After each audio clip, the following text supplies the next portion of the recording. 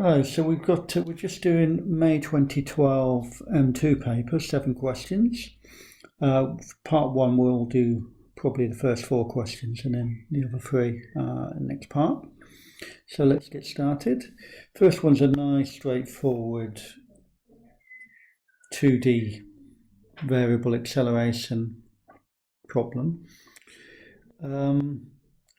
We've got acceleration. We've been asked for acceleration given velocity. Well, acceleration is the derivative of velocity, so that's dv by dt. Differentiating the above expression here, that's 6ti plus 4 minus 2tj. Okay, now when t equals 1, a equals to 6 times 1i plus 4 minus 2 times 1j.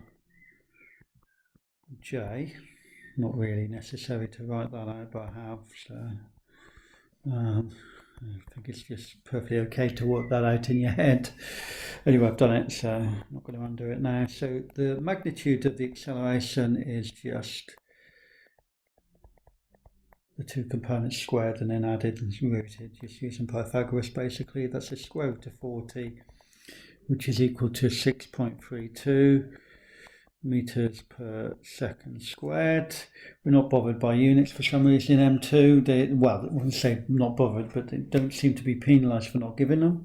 For those of you who do physics, you'll know that you will be penalised for that type of thing. But in M2 seem to be more worried about significant figures. Give 3 here because there's no G, so they might not accept 2.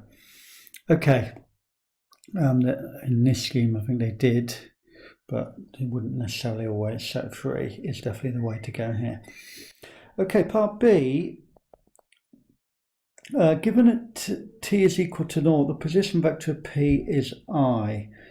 So we want the position vector generally, so let's just work that out. That's this expression integrated. That's t cubed minus ti plus 2t squared minus a third t cubed j. But don't forget we've got constants here. I call them C1 and C2, you call them A and B, whatever you like really. We're told something here that will work out the thing here, that when t equals to 0, r equals to I. So if we just put 0 in all of this, obviously we're going to end up I and j just disappearing from that part. So we'll just be left with I is equal to C1i plus C2j. So that gives us C1 equals to 1 and C2 equals to 0. I'm going to put that back into and then incorporate them into just one single I. So my t cubed minus t is going to have a plus 1 in it now. So it's t cubed minus t plus 1i. If you think I'm making a bit of a meal of this, I probably am. You might have just seen that we just need to add 1 in there, which is fine. T2 t squared minus a third t cubed j. And that is it, but we want to find it when t equals 3. That gives us r equals to 3 cubed minus 3 plus 1i plus 2 times 3 squared minus a third times 3 cubed j. So that gives r equals 25i plus 9j, and that's it. Nice, easy. We've done in less than 5 minutes, which is not bad for a 10-minute question, 10-mark question. Let's have a look at question 2. Yeah, question 2 is a collisions question. We've got particle P is of mass 3m, and it's being projected with speed 2u, and particle Q collides directly with Q of mass 4m, and that's going with speed u, but in the opposite direction. It's got mass 4m. Right, I always put these in the same direction, going that way. We know V, well, don't necessarily know much at all, but we don't know, certainly don't know which direction V1 would go. So, but it doesn't matter, it'll come out as negative. So I always tend to go with the direction of whatever the particle to the furthermost left is. So P, Q, 3m, 4m, conservation of linear momentum. That's 3m times 2u minus, because it's going in the other direction, 4m times u is equal to 3m v1 plus 4m v2. Now we're going to cancel the m, and then multiplying out this all multiplies out to that's 6u minus 4u, so that's 2u is equal to 3v1 plus 4v2. Okay, so we're going to get another equation using the Newton's law of restitution, or Newton's experimental law, that gets us the speed of separation over speed of approach.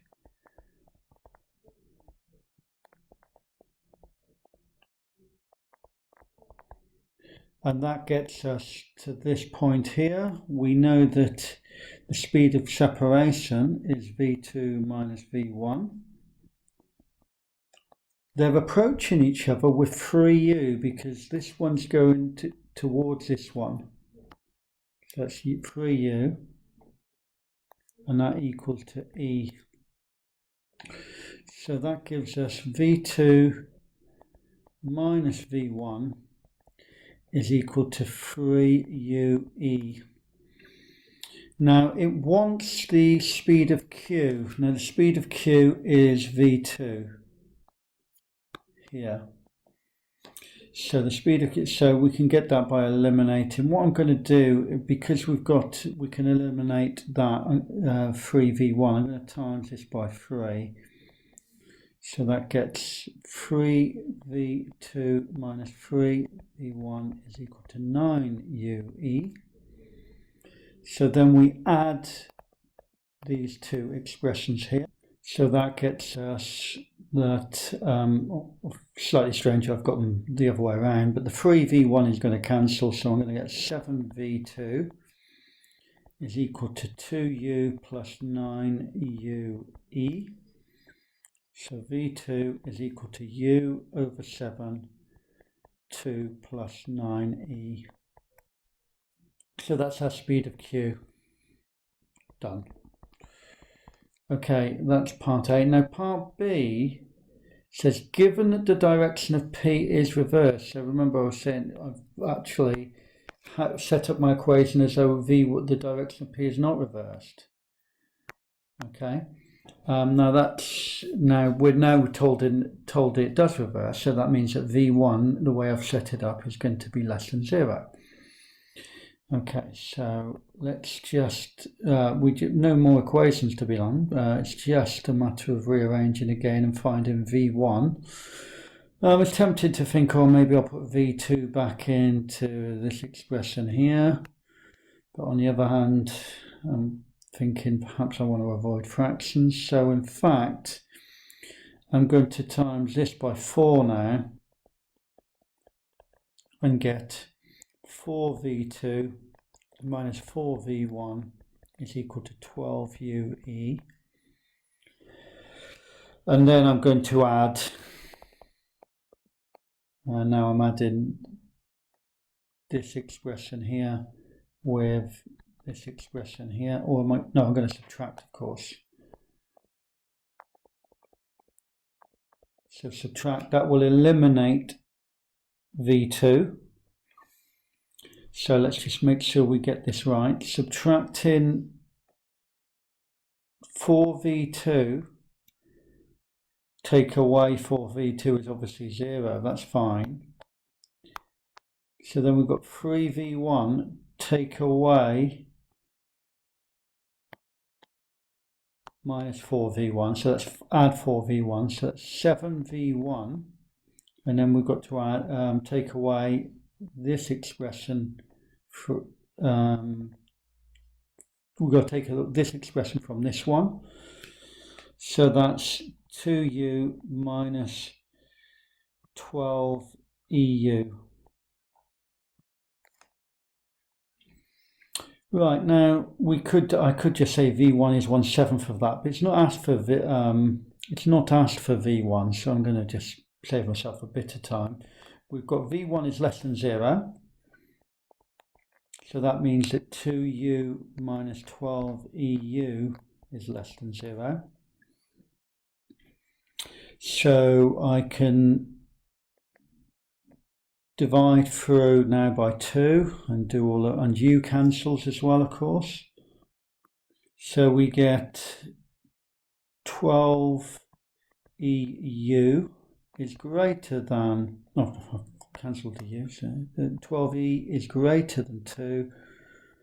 So E is greater than 1/6. But we also know that E is less than 1 generally, otherwise energy, it's just one of those things that we should know. E is never greater than 1. So E is less than 1/6, and that's the wrong way around. Oh dear. Right, so E is greater than 1/6, but less than or equal to 1. There we go. Right, let's look at question 3. I don't think that was too bad either, fairly standard stuff so far, but we are only into the second question. So have a look at question 3. Okay, so it's a statics question. We're told it's hinged at A somewhere, I think. Yeah, freely hinged at A. And the rest is pretty much in the diagram. We're given the mass though 5 mg, and so the weight is 5 mg with an angle of 25 degrees there.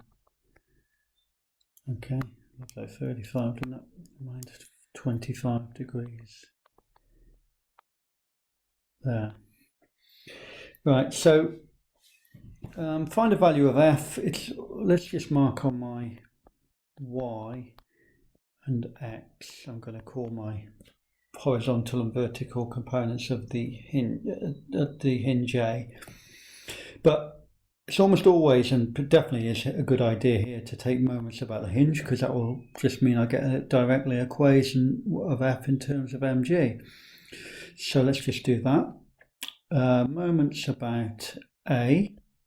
Let's look at the components for a moment of these forces. Well, F, the perpendicular component that we're actually after is F cos 40. There's a parallel component as well, which is F sine, that's the wrong way around, F sine 40, because it's away from the marked angle. That's the way I think of it. We've got an angle marked here, so that means that this one next to it is F cos 40, that we're not actually going to use that. So the perpendicular one is F sine 40. And then similarly, well, not similarly in terms of what it is, but we're going to take these two. The one that's, because my marked angle here is next to the angle, this one is 5 mg cos 25.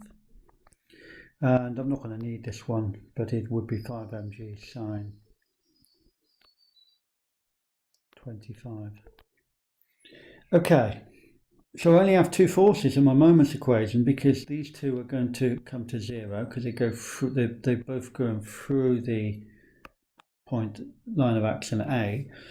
So I've got. Let's just do the F1 first. F sine 40 times by 2, because we are told it's of length 4. is equal to mg cos 25, and that's 5g.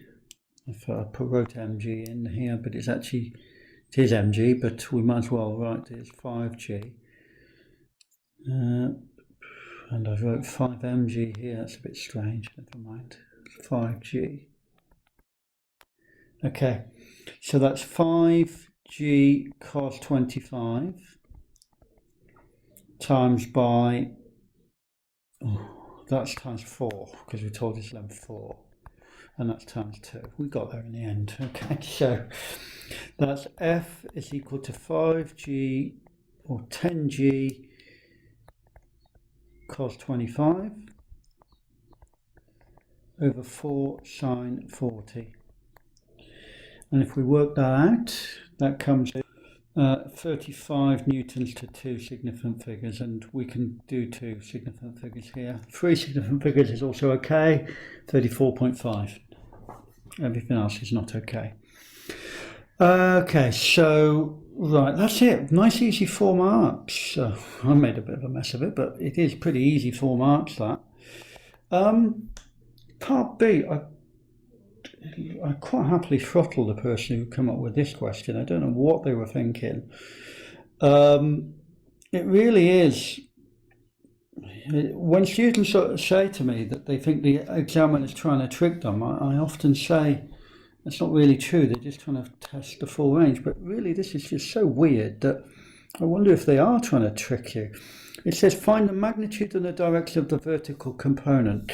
Come on, the vertical component is upwards. Are you see? I know if I read that question, I'm thinking, is this a misprint? But it is upwards. So that's 1 mark for saying it's upwards. But anyway, well, no, they've marked as an accuracy mark. But really, I don't know what they were thinking. Okay, so what I'm going to do is just resolve vertically, because that will take x out, which we don't need at all here, because we only want y. That's the vertical component. So let's we do have to play with this angle a bit. Well, not too much, but if we're looking at this, the angle f, we need the vertical component of that, not the component which is perpendicular here. Okay, so we might need to play with the angle a bit, but apart from that, it should be quite easy. I say a bit irritating, but not difficult. So let's just work out some angles here. We've got, let's mark this angle, find this angle here. Well, to find that angle, we can see that this angle is 25. Is that going to help? Yes, of course, because that makes that 15. In fact, I could have just worked with the 15 when I think about it, but never mind. That's 15. So that makes that angle 75 degrees, because it's a vertical, and we want the vertical component. So it's cos. So we'll do f cos 75 is the vertical, is f resolved vertically. That's equal plus y, because that's going upwards as well, is equal to 5g going directly downwards. And if we work that out, because we know f from before, but to use the exact f, well, not the exact, but the more accurate f that hopefully you've got stored on your calculator. So that gives us y equals to 5g minus, and it's 34 point blah blah blah times by cos 75, and that comes to 40 newtons to 2 significant figures. If my full calculator display is giving me 40.0593 and the rest of it, but 40 newtons to 2 significant figures is fine. And the direction upwards. Thanks, guys. Really appreciated that. Anyway, let's do question 3. Okay, it's centres of mass. It's got circles in it, which normally makes my heart sink, but they are whole circles, so it's not too bad. It's semicircles and things that are more problematic. So let's work out the ratio of the masses first, and it wants to find the distance from P of the distance from P of the centre of mass of the composite shape. So the whole circle got area pi times 4a squared, which is 16 pi a squared. And then the small circle, the little hole bit, has got an area of pi times 2a squared, which is equal to 4 pi a squared. So the ratio of the masses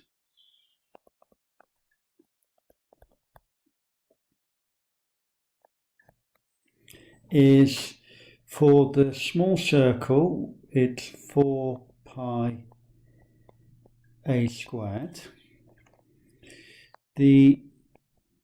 For the composite shape with the hole taken out, that's the difference between those things. That's 12 pi a squared compared to the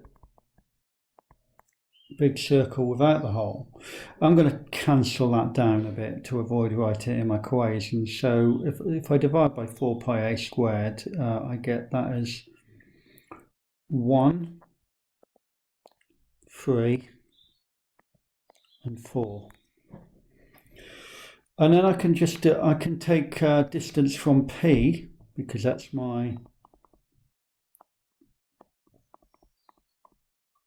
it's kind of X bar going backwards if you like, but never mind, that's fine. Let's call that X bar, whatever the distance is. It's going to be over here somewhere, isn't it? Okay, so the bit with the hole in it, that's going to be 2a away. The composite shape is what we don't know. Let's call that X bar. And the whole bit is not the whole, well, I mean the whole WHOL rather than HOLE. That's going to be 4a away. So taking moments, we've basically just got that times that equals to that times that. So we have 1 times 2a plus 3 times X bar equals to 4 times 4a. So that gives me 3x bar equals 14a. So x bar equals to 14a over 3 as required. Okay, so that's the first 4 marks done. It's quite a lot of work for those 4 marks compared to earlier on, but there we go. Maybe I just don't like these types of questions. Anyway, the next part is a bit fiddly. That's why I've drawn this other bigger diagram, just to try and get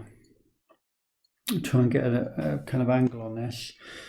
No pun intended. But anyway, it says that, let's rub that center out. It says that the line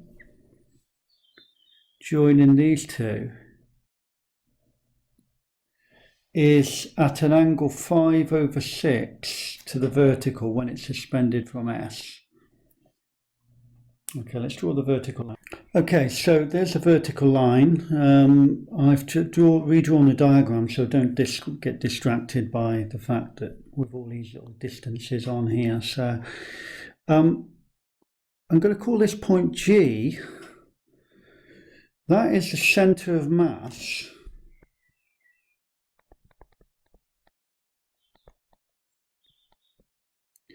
of the lamina plus the particle km,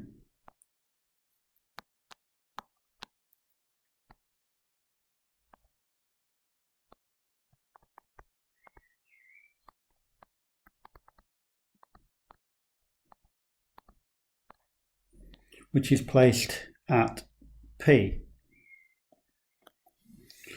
Right, now, so the reason why I know the centre of mass is there is because it must, if this is a vertical line here, then the vertical has to pass through the centre of mass, and we know the centre of mass must be along the line of symmetry here. Okay, so that's the centre of mass of the composite set of the Km plus the M for the whole shape here. So, okay, what else are we told? Well, we don't know this distance yet, but we can easily work it out because this distance here is 4a. And we're given this angle. We're given that angle, which is alpha. So we can work out, let's call this OG, that's the centre of the circle. We can work out the distance OG easy enough. OG is going to be equal to 4a tan alpha. So that's 4a times 5 over 6. So that's 10a over 3. So we know that distance is 10a over 3 here. It might be more useful to know this distance though. Well, that's not too difficult either, because we know the whole distance from here to here is 14a over 3 from the first part of the question. So that must mean that this distance here, from here to here, is 2a over 3.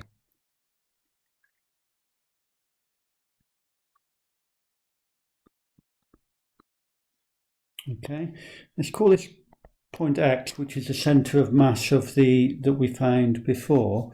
We can say that xg is equal to 2a over 3 plus 10a over 3. It's just fiddly, isn't it? So basically that is the distance of the centre of mass of the original lemma without the km added to the centre of mass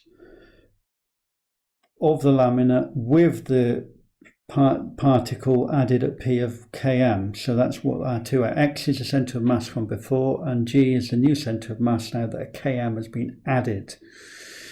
Okay, and we work that out from a bit of trig from the bit of the angle and that. Now, what else do we need to know? We need to know this distance here, GP. Well, GP is equal to, well, that's not difficult either, because we've worked this out as 10a over 3. The whole bit is 4a over 3.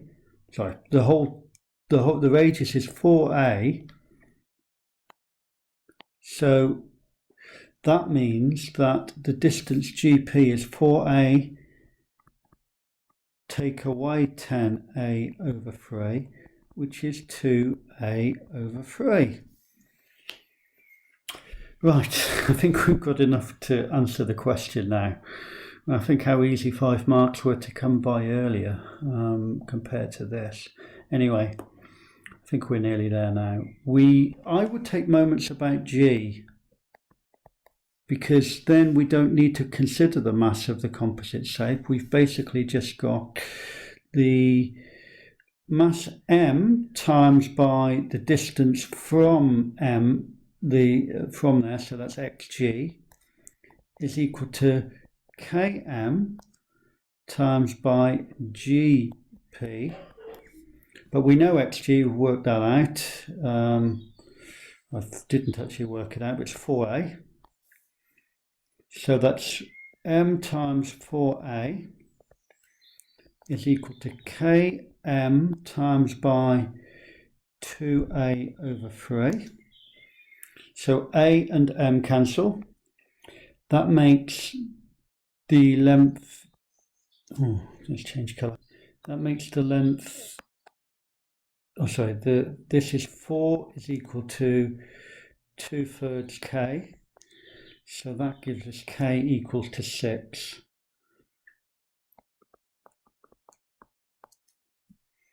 Which is the correct answer. I do think that was the most, I've looked at the mark scheme, they've given millions of different ways of doing it, but I do think that is the most efficient way, but it was fiddly nevertheless.